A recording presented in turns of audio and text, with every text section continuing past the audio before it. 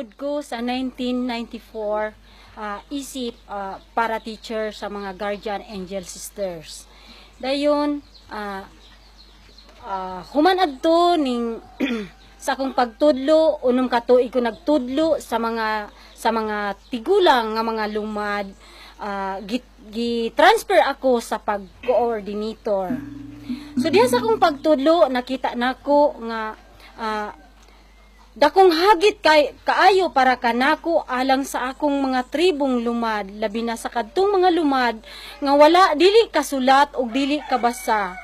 So ang literacy program is dako kayong katabang dinha sa tribo kay aron sila makakaton sa ilang mga ngalan o sa labaw na sa tanan diha sa ilahang mga pag-ihap o pagkwenta og sulat.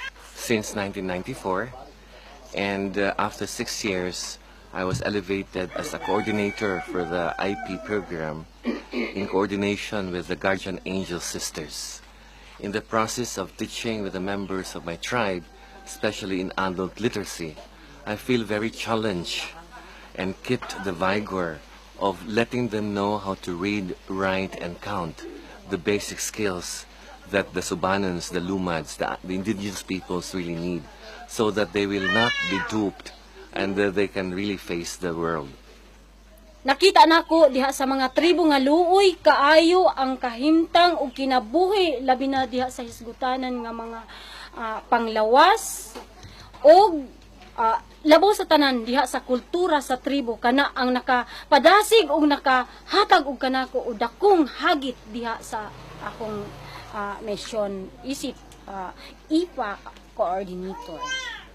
I really get the encouragement and the strength from my own tribe. I know that as a people, we're always excluded from the government services. Our health situation is very poor. Our literacy situation is very much deprived.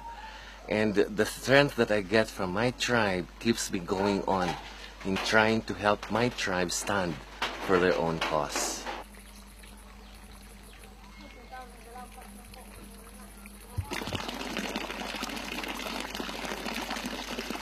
And this is our para teacher, Pasqua.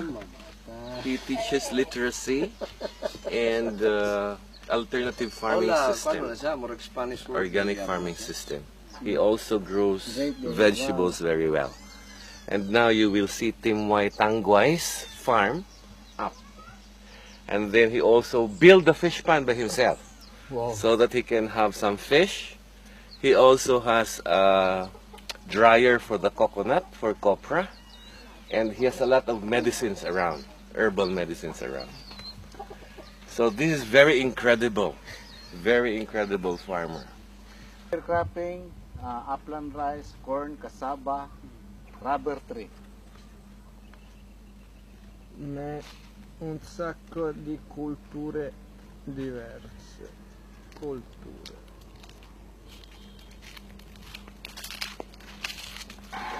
Ko, mahimo ba nimong isulti kung unsa ang kahimtang sa pagpanguma sa mga Subano kaniadto?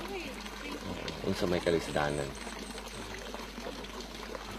Sa una, kung ang Subano, kung kami ang magtrabaho muuma,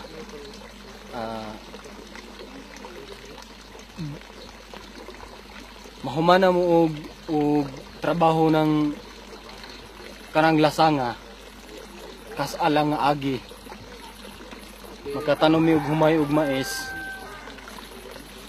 dili na namo na sublion pa mubalhin na pud mi ngadto sa isa ka bungtod ang pag-umana mo sa kaniadto. Lisod ba? Ambay kalisdanan? Ang kalisod, sir, ingani ang kalisod. Sa kalisdanan ni ana, wala may klarong pagkaon diha sa pagtrabaho. Wala may klaro nga hugas kay sa isa ka tuig kas aram mo tanom og humay ang mga subanan. Sa kaniadto walay dangan. Pero tas alang agi ang pag-uma anang bungtura. Before, we used to be shifting cultivators. When we clear a brushland and we planted with rice and corn, after one harvest, we leave and transfer to another hill or to another mountain. There are a lot of difficulties. There's not much harvest, and you will not have a lot of supply for the whole year. Of course, there are no pests, but very limited supply of food. That was our farming systems before. Pagsulod sa programa ko, pag-apil niyo sa programa, sa mga pare, sa mga madre, sa atuang NGO, unsa may kalainan nga inyong nakita sa inyong pagpangum. Sino ba nun, sir? Binisaya. Binisaya. Oh, sino ba na? Sige. Nandaw sa sumilid sumilere pare Italiano si Father Biancat. Yanin may nakagbagay kani migbagay kani pagtuon di nga subanan nandaw. Then kuyo dunutan pod si nga Sister Pipita. Ilabi na si Sir Nestor. Kain makatabang di tribo subanan. Nandaw kay lupa nami meka naman tinintuluan namin nilan makuntur kani magimula o sungad linyanan nga distansyanan di ay masiba sa doon ni makatabang dinita nga taga then kani nasod bo din po nga Bisaya na Kristiyanos nakatabang ilan po di bansa nami subanan. Musa inyong produkto. Kay nga himula nami na produkto nami nandaw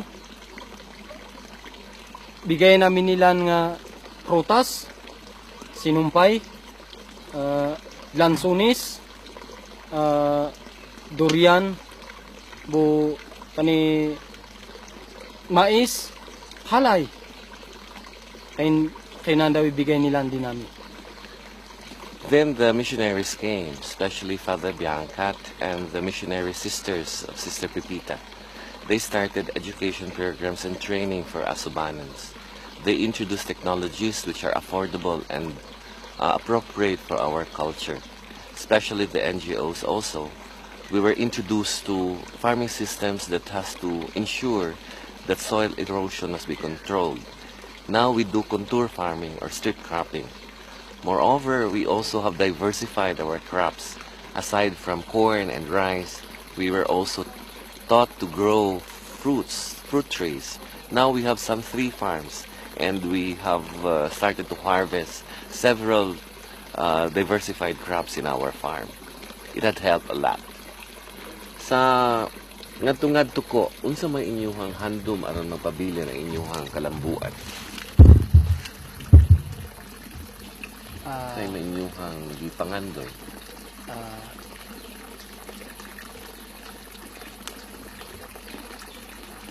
Siguro siguro ang damgo na mo sa pagkakaroon gusto na mo mapalapdan pa ang among uma ilabi na nga nasugdan ug pagdevelop diha sa pagkuntor dili mi gusto nga unta maundang kun dili mapadayon pa kini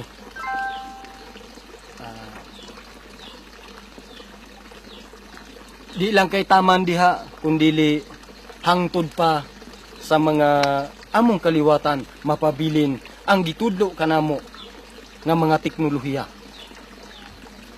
We still dream of a better life, but now we are still working to expand our farm. We wanted to develop it some more, and the fruits of our labor will be inherited not only by us, but also by our future generations of the Subanen. We hope that what we have learned in conservation farming will be passed on to the next generations of our race. Fantastic. Thanks a lot.